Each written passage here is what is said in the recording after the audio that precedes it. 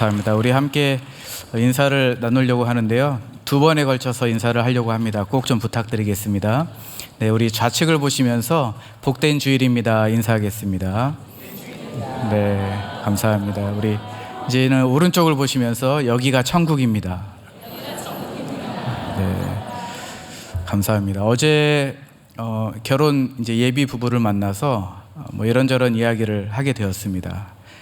집을 구하는 게 문제잖아요. 그래서 집을 구해야 되는데 4호선으로 구해야 된다고 했습니다. 그래서 기름이냐 쑥대냐 이런 고민을 하길래 제가 다른 형편 고려하지 않고 무조건 교회에서 가까운 데를 잡아라 라고 이야기했습니다. 사실 저도 그렇게 하지는 못했지만 결혼하고 지금 이제 돌이켜보면 어쨌든 교회 근처에 있는 것이 복되고 영적으로 정말 충만한 믿음을 좀 가질 수 있는, 믿음의 어떤 영적인 부분들을 채울 수 있는 가장 중요한 게 아닌가라는 생각에서 그런 말을 했습니다. 가정을 세우는 거잖아요. 가정을 세우고 가정을 지어가는 건데 우리가 한 번에 지을 수 없지 않겠습니까? 조금 힘들어도 어쨌든 교회 안에서 자꾸 교회에서 모이고 예배하고 교회 안으로 와서 교제하고, 저는 그게 복되다고 생각을 했습니다. 그래서 저는 같이 인사를 꼭 한번 그렇게 하고 싶었습니다. 이곳이 천국이고 이곳이 복된 날이고 또 주일이 복된 날이다, 이런 인사를 하고 싶었습니다. 여러분, 우리 시대가 정말 끊임없이 변화하고 있는 것 같습니다. 정말 자주 바뀌고 변화하고 또 파편화되어 있지 않겠습니까? 이러한 변화하는 시대 가운데 우리의 믿음과 우리의 소망이 도전을 받습니다. 열심히 섬겼는데 결과가 보이지 않을 때가 있고, 또 우리의 노력이 인정받지 못할 때가 있습니다. 옳다라고 생각을 하고 진행을 했는데 오히려 비난을 받는 또 그런 시간도 있습니다. 우리가 어떤 감정을 느끼나요? 네, 이런 가운데 좋은 감정을 느낄 수는 없습니다. 아마 어렵고 또 힘들고 또 마음이 또 괴롭기도 합니다. 오늘 성경에 나오는 인물 예레미야, 눈물의 선지자로 잘 알려져 있습니다. 이 예레미야가 그런 감정을 지금 가지고 있습니다. 예레미야는 하나님으로부터 부르심을 받았습니다. 하나님의 말씀을 30년 이상 유다 백성들에게 지금 증거하고 있습니다. 그런데 15장 말씀을 보니까 예레미야의 그 내면 깊숙한 곳에서 정말 폭풍치는 감정의 소용돌이가 있었습니다. 우리가 말씀을 보면서 관찰을 하려고 하는데요. 환멸이 있었고, 그리고 원망과 적대감이 있습니다. 그리고 자기 연민이 있습니다. 여러분, 이 감정들은 우리에게 낯설지 않은 감정입니다. 우리도 흔하게 경험할 수 있는 그런 감정들이죠. 그런데 중요한 것은 무엇이냐면 이 말씀을 통하여서 우리가 그 감정에 공감하는 것으로 끝나는 것이 아니라 신실하신 하나님을 발견해야 된다는 것입니다. 끝까지 사랑하시는, 그리고 약속하신 것을 이루어 가시는 하나님을 우리가 봐야 됩니다. 이 감정 안에 우리가 머물러 있으면 안 되겠죠. 우리가 조금 뒤에 조금 더 구체적으로 살펴보도록 하겠습니다. 첫 번째는요, 우리 말씀을 좀 보려고 하는데요. 첫 번째는 예레미야는 환멸에 있었습니다. 환멸의 감정을 느끼고 있었습니다. 10절 말씀을 보시면 이런 또 고백을 해요. 예레미야가 뭐라고 고백하냐면, 새번역 성경에 어머니 원통합니다. 원통합니다. 왜 나를 낳으셨습니까?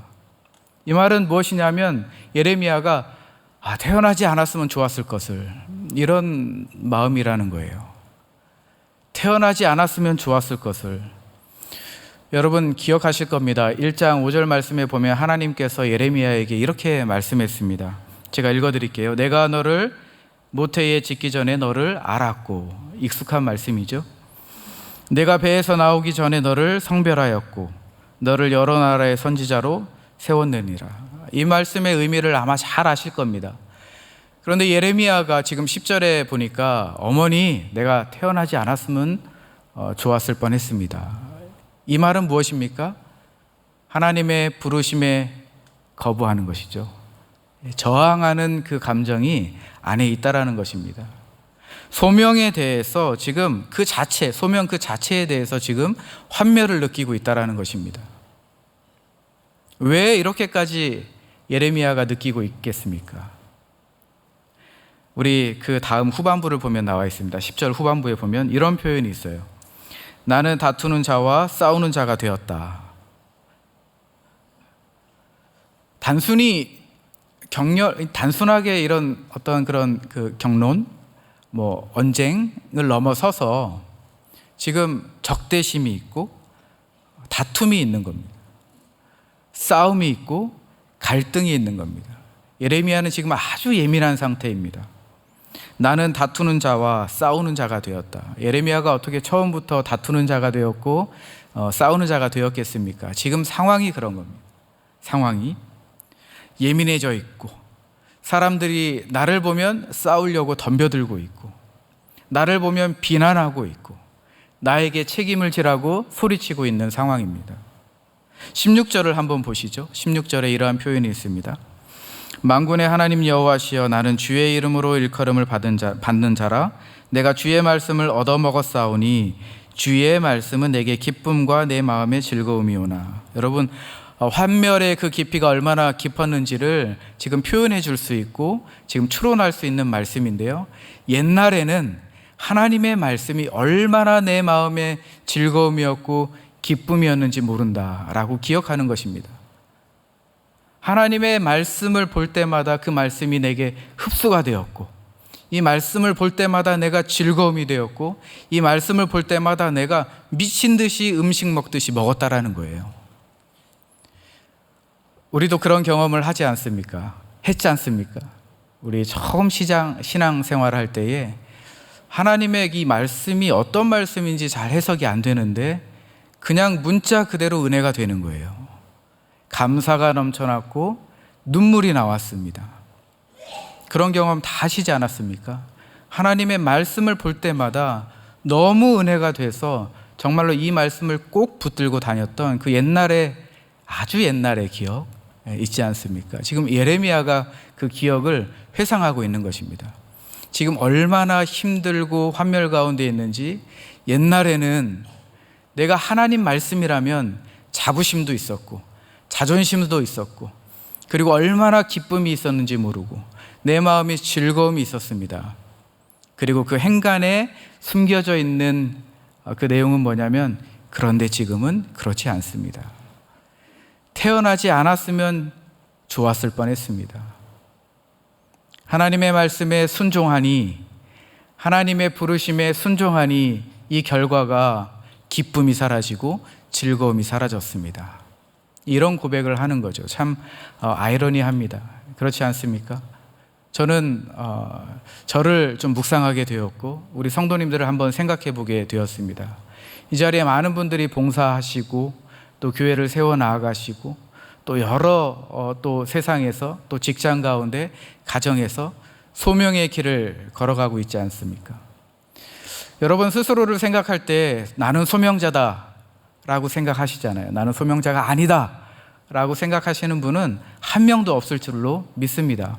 그런데 우리가 소명의 길을 걷다 보면 이 믿음의 길을 걷다 보면 이러한 감정이 일어나게 되죠. 이 환멸, 나는 싸우는 자다. 나는 지금 다투는 자가 되었다. 나는 지금 예민하다. 하나님, 내가 왜 태어났습니까? 이런 감정들이 들 때가 있습니다. 지금 예레미야의 상황이 그런 상황입니다. 두 번째로는 원망과 적대감이 있습니다. 여러분 생각해 보십시오. 예레미야는 젊은 나이에 하나님으로부터 부름을 받았습니다. 온 나라를 향해서 하나님의 메시지를 증거해야 돼요. 부담감이 있었겠습니다. 그런데 예레미야의 이 메시지, 예레미야의 이 성경 전체를 보면 그의 메시지는 굉장히 직설적입니다. 그냥 하나님께서 말씀하라고 하신 그 말씀을 그대로 전했던 사람입니다. 어떠했을까요? 여러분, 우리가 경험하지 않습니까? 직설적으로 하나님의 말씀을 증거할 때 인기가 없죠. 조금 더 순화시키고 조금 더 포장을 하고 조금 더 예쁘게 하나님의 말씀을 증거하지 않습니까? 그런데 예레미야는 그렇지 않았습니다. 하나님의 말씀을 있는 그대로 가감하지 않고 있는 그대로 증거했습니다. 그럴 때 여러분 인기가 있었겠습니까? 없었겠습니까? 네, 인기가 없죠. 사람들에게 비난받고 손가락질 당하고 사람들이 아마 싫어했을 것입니다. 그런데 30년 이상을 지금 그러한 사명을 감당하고 있습니다. 얼마나 많은 조롱과 배척과 추방과 위협과 그리고 황당한 고소를 당하고 투옥을 당했습니까? 실제적으로 이러한 일이 한 번, 두 번, 세 번 있는 것이 아니고 계속해서 지속되었단 말입니다.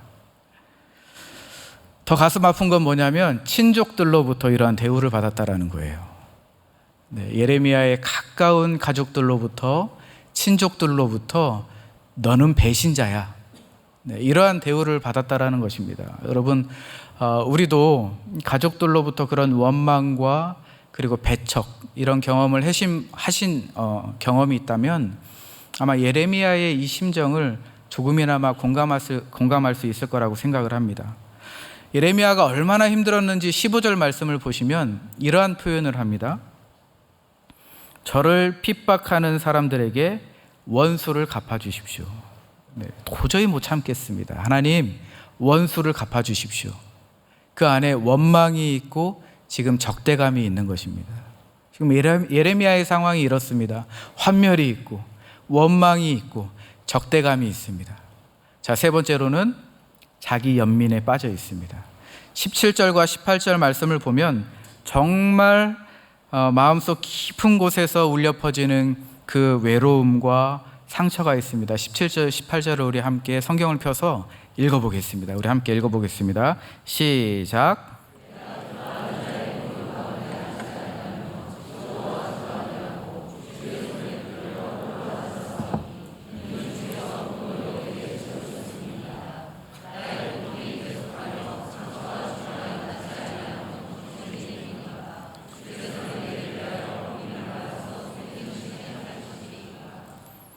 네, 홀로 앉아 있다. 네, 홀로 앉아. 주님의 손에 붙들렸더니 내가 홀로 앉아 있다. 이렇게 표현하고 있고요.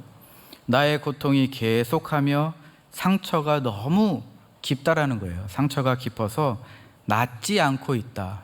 지금 이런 표현을 하고 있습니다. 지금 자기 연민에 빠져 있는 거죠. 16장에 이어서 읽다 보면 하나님께서 명령하신 것들이 있어요. 결혼하지 말아라. 네, 참 잔혹하죠. 소명을 받았고 부르심을 받았는데 결혼하지 말아라. 그리고 결혼식이나 장례식에 참여하지 말아라. 여러분, 이러한 모임들이 얼마나 우리에게는 중요합니까? 중요하고 의미가 있어요. 그런데 하나님께서 16장에 보면 결혼하지 말고 그리고 결혼식에도 참여하지 말고 장례식에도 가지 말아라.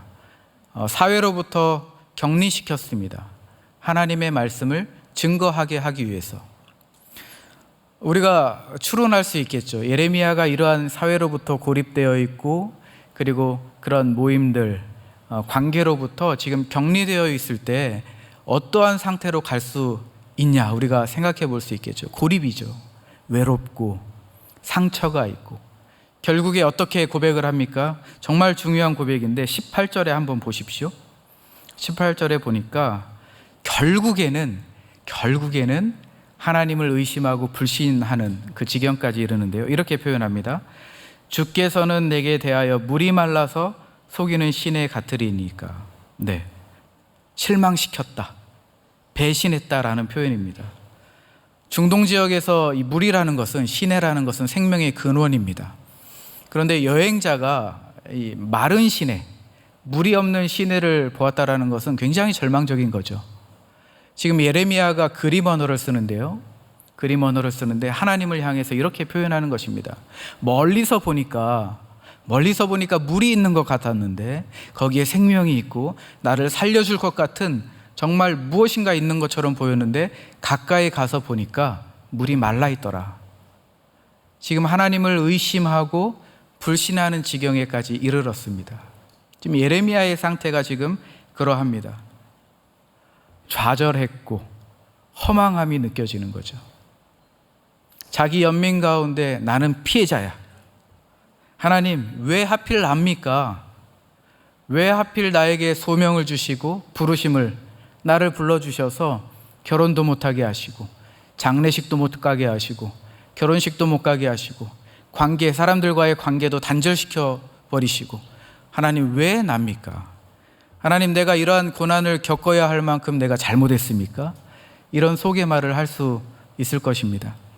내가 이렇게 헌신한다고 한들 사람들은 나에게 싸움을 걸어오고 나를 비난하고 나에게 책임을 져오는데, 하나님, 내가 무슨 헌신이며 봉사며 하나님의 일을 할 수 있겠습니까?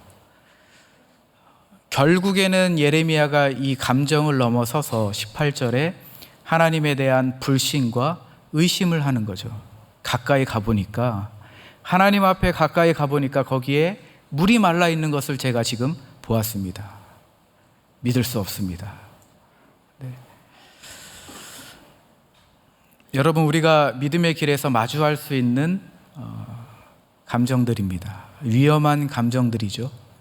네, 환멸이 있고, 네, 정말 사람들의 모습을 보면 환멸감이 느끼고, 그 모습을 볼 때에 원망과 적대감이 생기고, 자기 연민에 빠지는 겁니다. 나는 피해자야.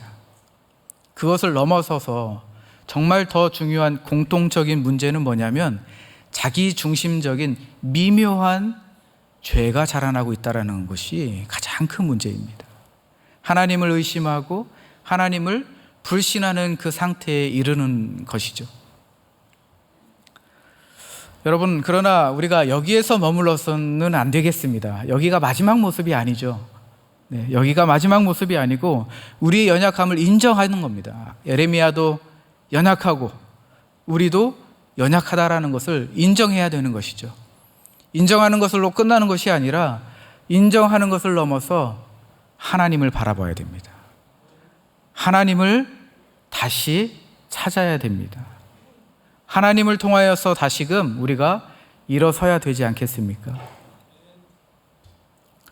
감사하게도 19절부터는 하나님께서 응답해 주십니다. 하나님께서 명령하시고 세 가지를 꼭 당부하십니다.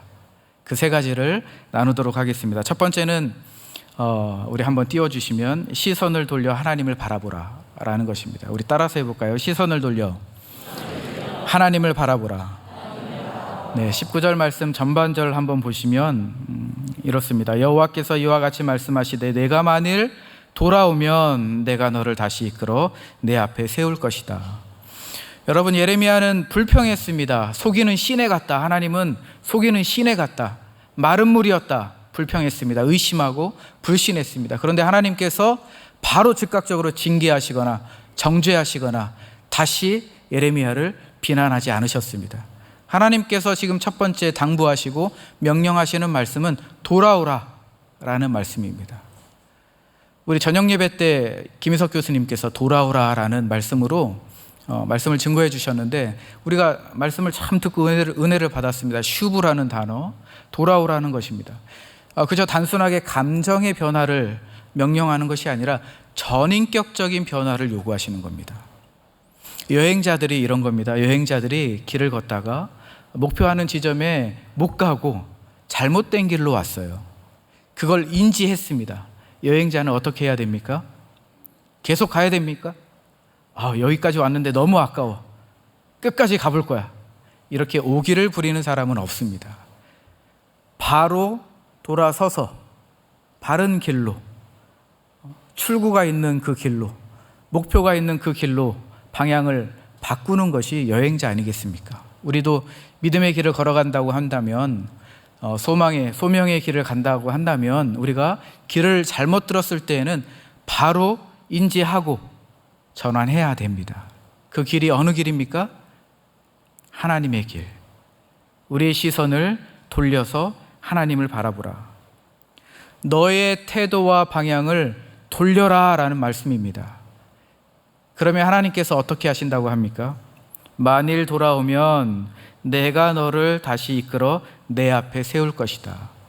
회복시키시겠다라는 말씀입니다. 내가 바른 길, 나를 향하여 다시 돌아온다면 내가 너를 회복시키겠다. 하나님께서 당부하시는 말씀입니다. 저는 여기에서 믿음을 한번 정의해 보았습니다. 여러분, 믿음이 무엇입니까? 믿음은 머리로 하는 것이 아니고 가슴으로 느끼는 것이 아닙니다. 믿음이라는 것은 무엇이냐면 전인격적으로 하나님을 신뢰하는 것입니다. 그렇죠? 믿음이라는 것은 무엇이냐면 나에게 지금 주어져 있는 이 상황, 이 환경에 내 시선을 고정시키는 것이 아니라 그 너머에 있는 하나님의 계획을 믿고 의지하는 것이 믿음입니다. 지금 여기에서 하나님이 믿음을 이야기하고 계시는 겁니다. 고난 중에서도 하나님의 선하심을 믿는 것, 죄에 빠지고 미묘한 죄의 가운데 있고 실패하였을지라도 용서와 하나님의 은혜를 믿는 것, 그것이 믿음입니다. 내가 어려움 가운데 있을지라도 하나님께서 약속하신 그 미래를 바라보는 것, 그것이 믿음입니다. 내 삶이 무의미해진 것 같고 무의미한 것 같고 공허함이 생기고 그렇다 할지라도 믿음은 우리에게 있어서 마지막 희망입니다. 이 마지막 희망을 놓치면 우리는 끝나는 것입니다. 늘 환멸 가운데 머물러 있어야 되고 늘 원망과 적대감 가운데 머물러 있어야 됩니다. 늘 자기 연민에 빠져 나는 피해자야. 여러분, 여기에 빠져 있겠습니까? 아니면 마지막 희망인 믿음을 붙잡으시겠습니까? 하나님께서 당부하십니다. 시선을 돌려 나에게로 돌아오라. 나에게로 향하라. 그리하면 너희를 끌어다가 내 앞에 세우겠다. 회복시키겠다라는 하나님의 이 말씀을 믿으시기를 축복합니다. 자, 두 번째 당부입니다. 두 번째 당부 띄워주시면 우리 함께 읽겠습니다. 아직 안 띄워졌죠? 띄워졌죠. 네, 읽겠습니다. 시작. 헛된 말을 버리고 영원한 말씀을 선포하라. 19절 후반절 말씀에 나와 있습니다. 이렇게 나와 있습니다. 내가 만일 헛된 것을 버리고 귀한 것을 말한다면 너는 나의 입이 될 것이다. 여기서 헛된 것은 무엇이냐면 그냥 무의미한 잡담 이런 걸 넘어서서 불평, 의심, 불만, 하나님에 대한 잘못된 인식 이런 것들을 포함합니다. 이런 것들을 버리래요. 헛된 거다. 여러분, 물론 우리에게 질문이 있습니다. 질문할 수 있고 항변할 수 있고 불평할 수 있고 하나님을 원망할 수 있습니다. 하나님은 허용하십니다. 시편에 보면 그러한 글들이 너무 많이 있습니다. 하나님이 허용하시죠. 그러나 오래 머물러서는 안 됩니다. 하나님이 두 번째 당부하시는데요. 그것들을 버려라. 그런데 버리는 것으로 끝나는 것이 아니라 귀한 것을 어떻게 하라고 합니까? 귀한 것을 말하라. 여기서 귀한 것은 무엇입니까? 하나님의 말씀이고 진리입니다. 여러분, 예레미야가 부르심을 입었을 때에 1장 9절 말씀에 보면 이렇게 고백을 했어요. 뭐라고 고백했냐? 하나님의 손이 내 입을 대었고 하나님의 말씀을 내 입에 두었다. 1장 9절 말씀에 그렇게 고백을 했는데 하나님께서 지쳐있는 예레미야에게 다시금 제 소명을 확인시켜 주시는 겁니다. 귀한 말을 해라. 귀한 것, 헛된 것을 버리고 귀한 것을 말해라. 그러면 네 입이 내 입이 될 것이다. 내 입에 내 말을 채울 것이다. 다시금 내가 해야 될 것, 너의 소명이 무엇인지를 하나님께서 지금 말씀하고 계시는 거죠. 여러분, 축복합니다. 우리의 말이 달라지기를 바랍니다. 네, 헛된 것을 버리고요, 귀한 것을 말하는 우리의 입술 가운데, 우리의 입 가운데 하나님의 말씀만이 있기를 주님의 이름으로 축복합니다. 우리 교회 가운데, 우리 교회가 말씀을 증거하고 진리를 선포할 때에, 우리 선교지에 갈 때에 우리의 입술 가운데 헛된 것이 없고 헛된 것을 버리고 귀한 것, 하나님의 말씀과 진리만이 증거되기를 주님의 이름으로 축복합니다. 자, 세 번째 당부입니다. 세 번째 띄워주시면 우리 함께 같이 읽겠습니다. 시작. 하나님과 함께 굳건하게 일어서라. 자, 이 말씀은 20절과 21절 말씀입니다. 20절과 21절 말씀 우리 함께 읽어보겠습니다. 시작. 내가 너로 이 백성 앞에 견고한 놋성벽이 되게 하리니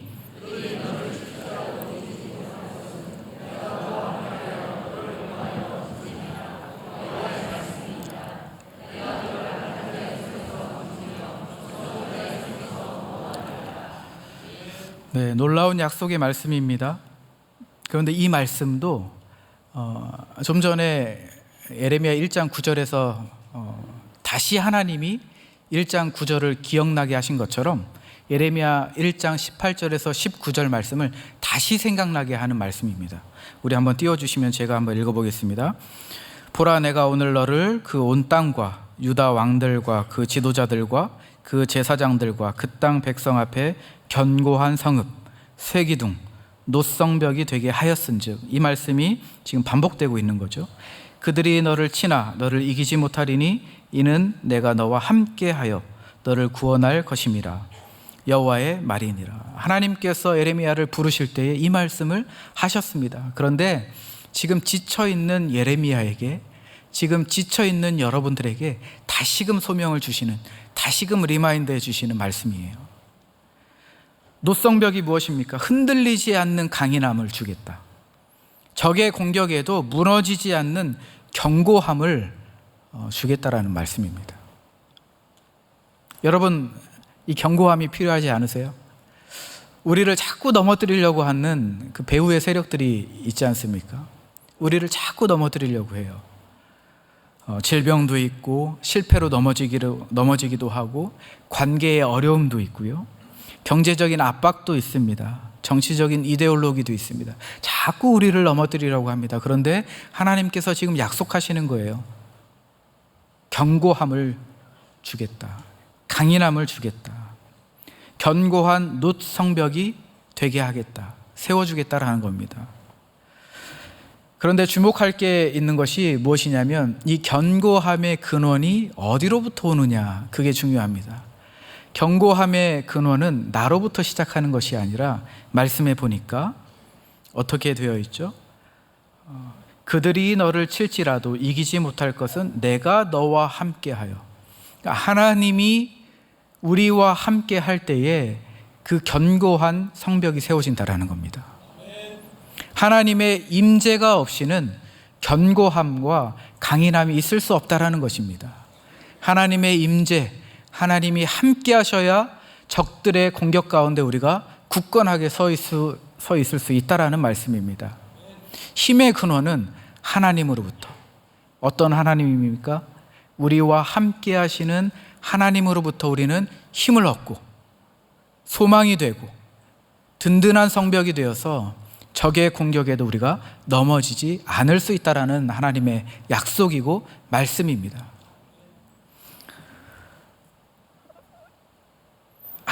우리가 또 진리를 하나 발견할 수 있는데요. 어떤 진리냐면 정말 하나님이 우리의 어려움을 알고 계시는구나 라는 부분입니다. 하나님께서 우리를 보호하고 계시는구나. 어떤 표현을 보면서 제가 묵상을 하게 됐냐면, 그들이 너를 칠지라도 이기지 못할 것은. 제가 하나님의 말씀을 쭉 묵상을 하는데 이런 생각을 잠시 했었던 것 같아요. 하나님이 함께 하시고 하나님이 힘을 주시면 이 고난과 어려운 상황이 없어지겠다라는 생각을 하고 있었던 것 같은데, 이 말씀을 묵상하다 보니까 한 가지 발견한 진리가 있습니다. 여전히 우리를 대적하는 적들이 있다.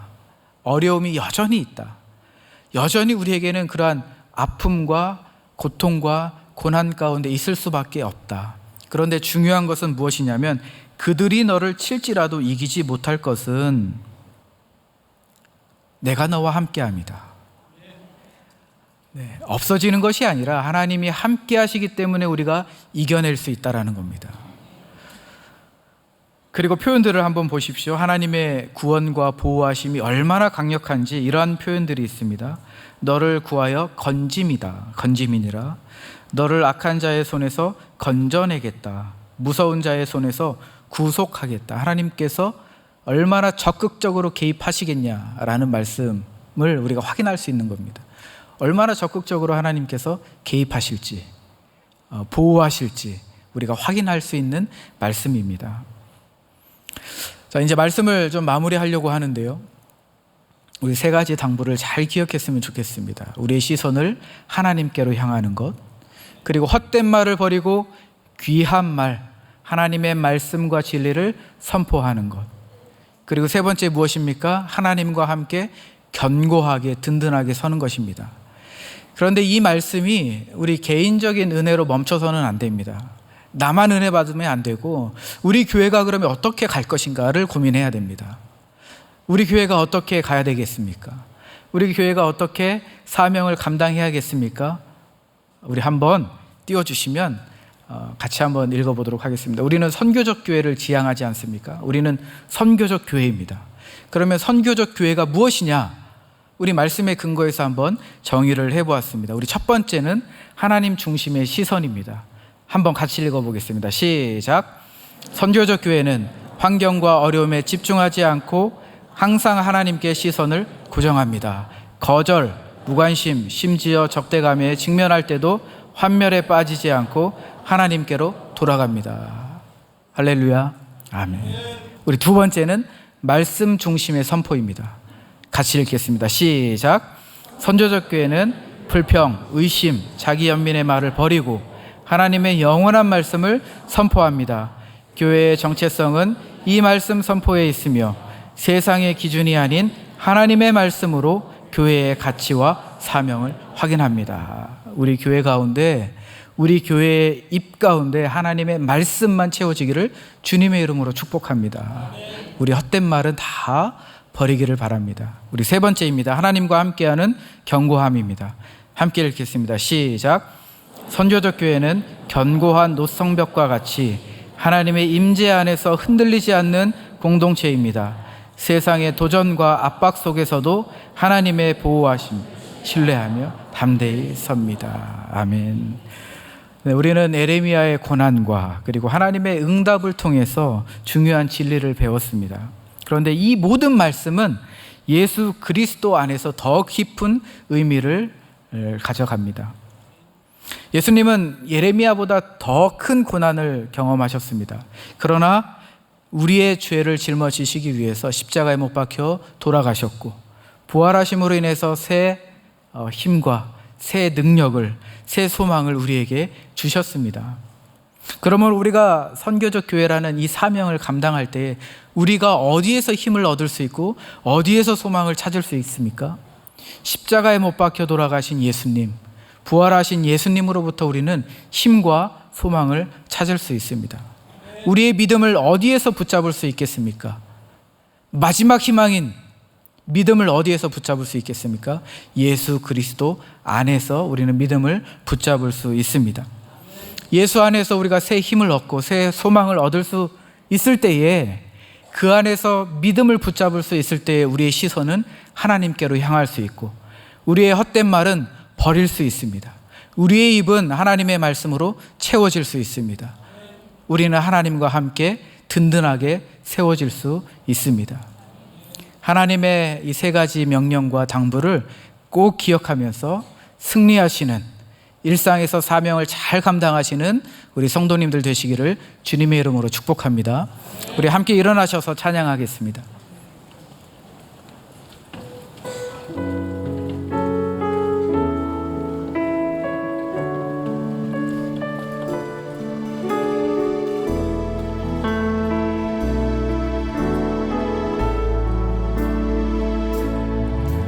하나님의 부르심에는 후회하심이 없네. 내가 이 자리에 선 것도 주의 부르심이라. 하나님의 부르심에는 결코 실수가 없네. 나를 부르신 하나님의 신실하심을 믿네. 작은 나를 부르신 뜻을 나는 알 수 없지만 오직 감사와 순종으로 주의 길을 가리라. 때론 내가 연약해져도 주님 날 도우시니 주의 놀라운 그 계획을 나는 믿으며 살리. 날 부르실 듯 내 생각보다 크고 나의 향한 계획, 나의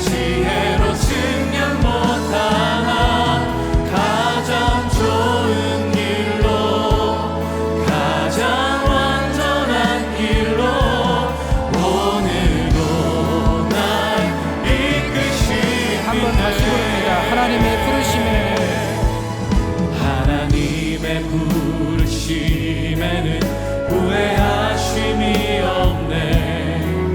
내가 이 자리에 선 것도 주의 부르심이라. 하나님의 부르심에는 결코 실수가 없네. 나를 부르신 하나님의 신실하심을 믿네.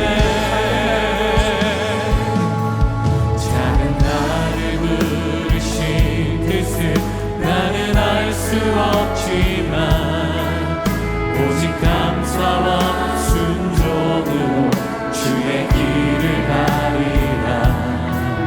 때론 내가 연약해져도 주님 날 도우시니 주의 놀라운 그 계획을 나는 믿으며 사니. 찬양합니다. 날 부르신 그 내 생각보다 크고 날 향한 계획 나의 지혜로 측량 못하나 가장 좋은 길로 가장 완전한 길로 오늘도 날 이끄시네. 날 부르신 뜻 내 생각보다 크고 날 향한 계획 나의 지혜로 측량 못하나 가장 좋은 길로 가장 완전한 길로 오늘도 날 이끄십니다. 함께 기도하겠습니다. 하나님 믿음을 주시옵소서. 예수 안에서 믿음을 주시고 하나님 우리의 시선을 하나님께로 향하고 헛된 말을 버리게 하여 주시고 귀한 말만 선포하게 하여 주시옵소서. 하나님과 함께 든든히 서 나아가게 하여 주시옵소서. 이 시간에 주여 한번 외치고 기도하겠습니다. 주여. 하나님 아버지 감사합니다. 이 시간에 저희들에게 귀한 말씀 주셨습니다. 하나님 우리를 내리며 아버지 고통 가운데 있고 힘든 가운데 있고 어려운 가운데 있습니다. 하나님 우리 가운데 환멸이 있습니다. 하나님 내 안에 원망과 적대감이 있습니다. 하나님 내 안에 자기 연민이 있습니다. 하나님을 의심했고 하나님을 불신했습니다. 주님 믿음 없는 우리를 용서하여 주시옵소서. 회개하여 주시옵소서. 하나님 헛된 말을 버리게 하여 주시고 귀한 말을 하게 하여 주시옵소서. 하나님의 말씀과 진리를 내 입에 채워 주시옵소서. 하나님과 함께 든든히 서 나아갈 수 있도록 주여 인도하여 주시옵소서. 하나님 우리 교회를 붙잡아 주시고 우리 교회가 나아가는 사명의 길과 믿음의 길에 하나님 보호하여 주시고 구원하여 주시고 붙잡아 주시옵소서. 우리의 사명을 잘 감당할 수 있도록 주여 인도하여 주시옵소서. 하나님 아버지 우리의 연약함을 고백합니다. 하나님 우리가 환멸 가운데 빠져 있었고 원망하고 적대감이 있었습니다. 자기 연민에 빠져 있었습니다. 심지어는 하나님을 의심하고 불신했습니다. 용서하여 주시옵소서. 예레미야와 같이 우리도 주님께 돌아가기를 원합니다. 우리의 시선을 주님께 고정하기를 원합니다. 우리의 입술로 주님의 귀한 말씀을 선포하기를 원합니다. 하나님 우리 교회를 특별히 축복하여 주시어서 견고한 녹성벽같이 세워주시고 어려움 가운데 흔들리지 않는 믿음의 공동체로 세워주시옵소서. 우리를 통하여서 하나님 나라가 확장되게 하여 주시고 우리 삶 가운데 예수 그리스도의 십자가 사랑과 부활의 능력이 나타나게 하여 주시옵소서. 하나님 우리 교회의 사명을 다시 한번 확인시켜 주셔서 감사합니다. 선교적 교회로서 사명을 감당할 수 있는 새 힘과 소망을 허락하여 주시옵소서. 이제는 우리 구주 예수 그리스도의 은혜와 하나님의 크신 사랑하심과 성령님의 감화 감동 교통 역사하심이 우리의 모든 상황보다 크신 하나님께로 시선을 돌리고 그분의 영원한 말씀을 선포하며 하나님과 함께 굳건히 서기를 기도로 결단하고 돌아서는 믿음의 권속들 머리 위에 이제로부터 영원토록 함께 있을지어다. 아멘.